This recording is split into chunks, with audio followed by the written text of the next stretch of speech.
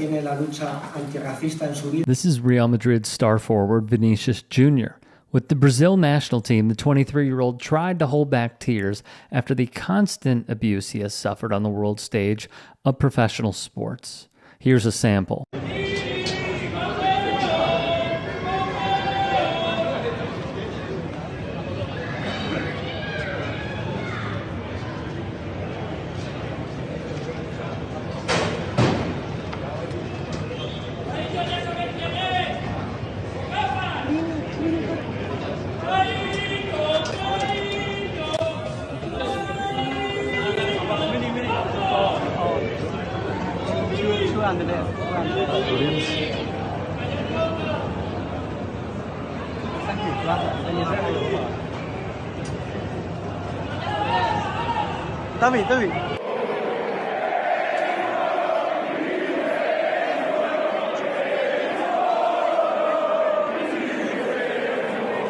Against Valencia, Vinicius was racially abused and called, quote, a monkey by supporters. He has tried signaling, just as he did here, of the racism he has endured, but the president of La Liga, the president, Javier Tebas, has showed time and time again that he appears rather indifferent. Headlines all over the world, but not necessarily here in Spain. We're going to take a look at how this story is being covered here, and I think it's important to look at the language used by the media here. We're going to start off by looking at the Catalan Sports Daily Sport. On the front cover, the lead story is about Lionel Messi. There is a story at the top, and it says, Escándalo Vinicius en Mestalla. It doesn't say racist scandal in Mestalla. It doesn't say Vinicius suffers racism once again, scandalously in Mestalla. It says Vinicius scandal in Mestalla, almost putting the blame on him. This is Marca. This is the best-selling sports paper in Spain. Their headline is Puro Madrid. It's because Real Madrid's basketball team won the EuroLeague. En todos los líos, it says here, in all the problems. Vinicius was the protagonist in all the polemic actions in Mestalla before being sent off by the Burgos Bengoechea. Again, it's building this narrative that in some way Vinicius is to blame.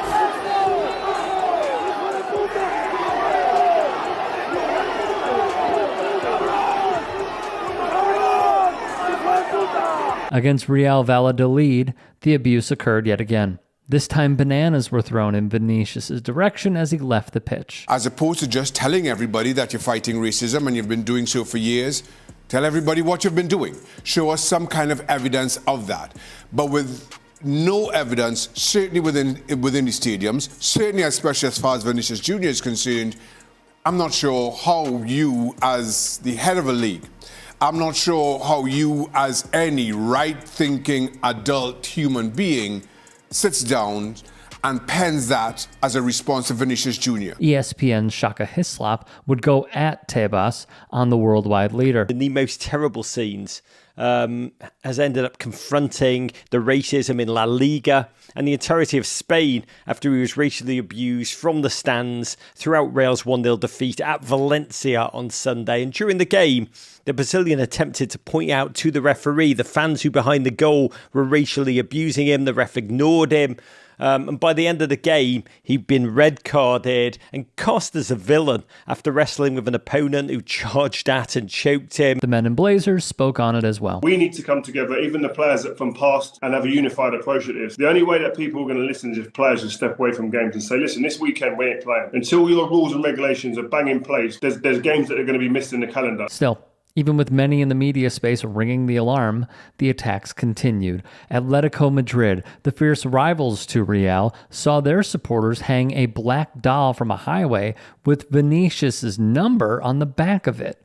From the Athletics, Mario Cortagana and Ali Rampling, Vinicius Jr. has suffered persistent racist abuse in Spain and has been subjected to it in over 10 Spanish stadiums over the past 2 years. However, he said he had not considered leaving Spain, as that would give those who have abused him, quote, exactly what they want. Things have gotten worse since the first time I denounce what happened to me," he would say. "Because people are not punished, they feel like they can keep saying things about the color of my skin to try to affect how I play. But they could try to do that in other ways, and I wouldn't have a problem with that. I just want to play. And I want to be able to go to stadiums without anyone bothering me because of the color of my skin." He'd say, "I will stay because that way the racists can continue to see my face more and more. I'm a bold player. I play for Real Madrid, and we win a lot of titles, and that doesn't sit well with a lot of people. I just want to play football, but it's hard to move forward. I feel less and less like playing." Continuing on from his presser, he'd state, "The lack of punishments is very frustrating. If we start punishing these people, not that they'll change their thinking, but they'll be afraid to speak out, whether it's in the stadium, where there are cameras, put fear into those people. I want to keep fighting for it, but it's hard. It doesn't matter if I win or lose the games. I'm already a winner for being here."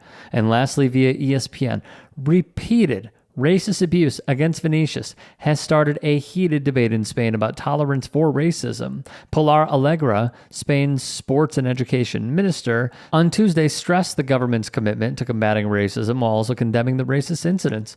Violence, racism, xenophobia, any type of discrimination are the antithesis of the value that sport displays.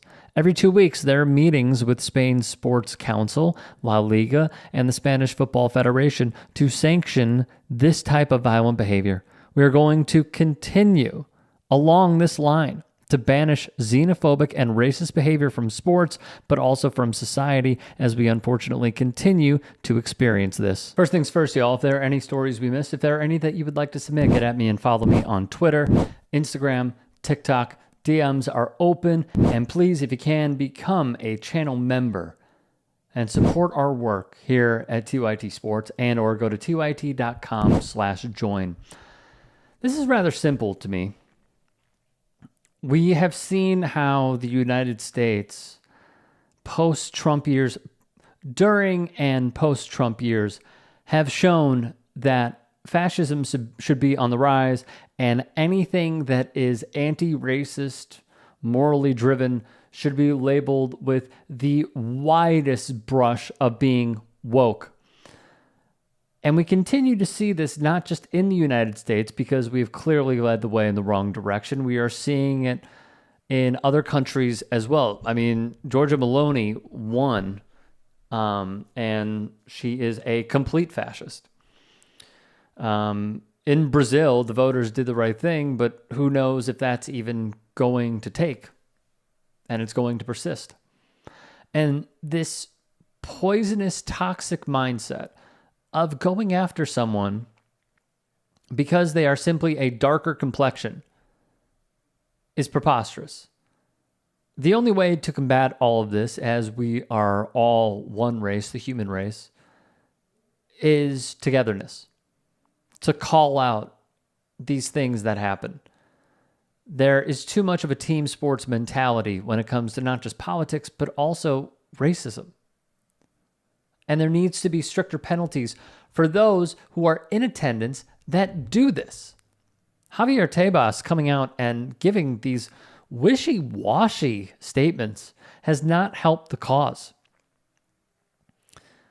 And I hearken back to when Raheem Sterling was on Manchester City, and he was starting to bring this up, which mainly wasn't even the origins, obviously. This goes back many, many years, but the torch was being passed. And Sterling just decided to pick it up when no one would. And the vitriol he received, the bigotry he received, the racism that ran rampant at a football ground anywhere in England, and then also outside of in international friendlies and World Cup qualifying matches. And then we also saw the racism that happened with English players like Sacco, Sancho, Rashford, because they missed penalties. They were racially abused. Italian players, black Italian players, racially abused. When is enough enough? Because the beautiful game has turned so incredibly ugly over the years, and we're not going and progressing. all we are doing is allowing this to fester, which is breeding new life into the next coming of those who throw a banana at Vinicius. We've been covering this for years, and I am telling you, it does not feel like it's getting better. To Vinicius, I am sorry that your fellow man has let you down, but I envy your strength and determination to not leave the sport and leave Spain.